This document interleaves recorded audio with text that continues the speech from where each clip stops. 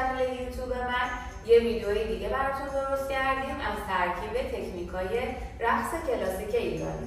توی این ویدیو میخوایم با پای 1 2 3 توی دایره بچرخیم و در انتها یه چرخ عروسکی بریم که شروع بکنیم. حرکت پای 1 2 3 پاها برزشونه به طرفین باز میشد، قدم شماره 1 پای دیگه دنبالش میومد، یه پاسوزنی میزدیم. میتونستیم این حرکت رو رفت و برگشت انجام بدیم، دوباره تکرارش کنیم از سمت دیگه، قدم شماره 1 و پاسوزنی شماره 2 و 3 رو بزنیم.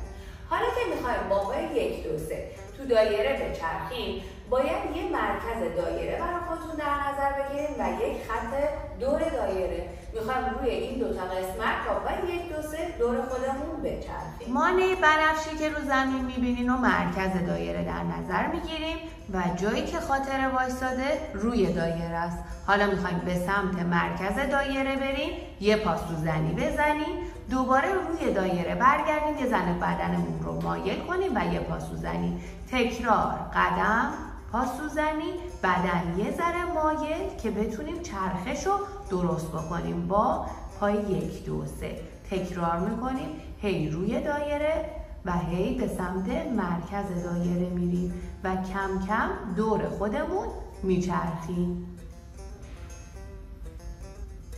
میخوایم با 6 تا پای 1 2 3 تو دایره بچرخیم.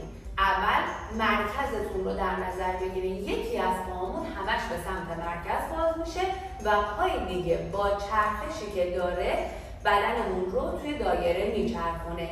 مرکز، پاسوزنی، با این پام یه ذره مایل میشم که بتونم بچرخم.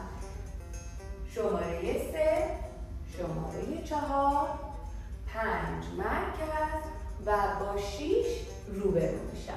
این حرکت میخواد ترکیب بشه با چرخ عروسکی. از پایی که رو سینه است کمک میگیرم، بدنم رو بالا میکشم، 2 تا پام رو سینه، یه پا میاد. با 4 تا قدم تو دایره با زانوهای صاف بدن کشیده میچرخم. 1 2 3 و 4 روبرو میشم. ترکیب 2 تا حرکت با هم دیگه. اول توی دایره با 6 تا پای 1 2 3 میچرخیم و در انتها با 4 تا قدم چرخ عروسکی میریم. 1 2 3 2 2 3 3 2 3 4 2 3 5 2 3 6 روبرو میشم. بلافاصله از پای رو سینه کمک میگیرم، بالا میرم. 1 2 3 4 دوباره روبرو میشم. یه فرم حرکت دست برای ترکیب این 2 تا حرکت با هم دیگه. یکی از دستامون رو روی شونمون میذاریم. فرم انگشتای دستتون رو بگیرین، انگشت قد بلندتون رو روی شونه بذارین. شونهاتون حتما پایین باشه، گردن کشیده و یادتون باشه که از آرنج تا شونهتون توی خط صاف باشه.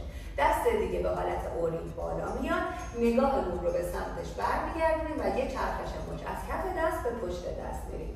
حالا دستامون عوض میشه، دستی که بالای رو شونه میاد دست دیگه باز میشه و چرخش موج از کف دست به پشت دست. تکرار میکنیم. بعد از شماره 6 میخوایم دستمون یه قاب هلال درست کنه جلوی صورتمون موقع چرخ عروسکی. حالت دقرانی از کنار گوشمون به سمت عقب بیاد و فیکس آخر روی شونمون قرار بگیره. حرکت دست و پا رو هماهنگ با هم دیگه میرم.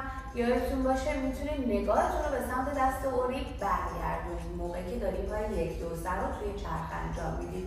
دست بالا رو نگاه میکنم، چرخش موج دست بالا، نگاهم رو هی به سمت راست و به سمت چپ برمیگردونم.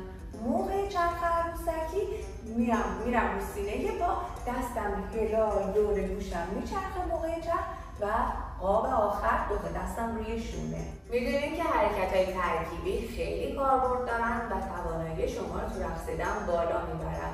امیدوارم که لذت برده باشین. حتما کانال رو سابسکرایب کنید و منتظر ویدیوهای آموزشی بعدی باشین.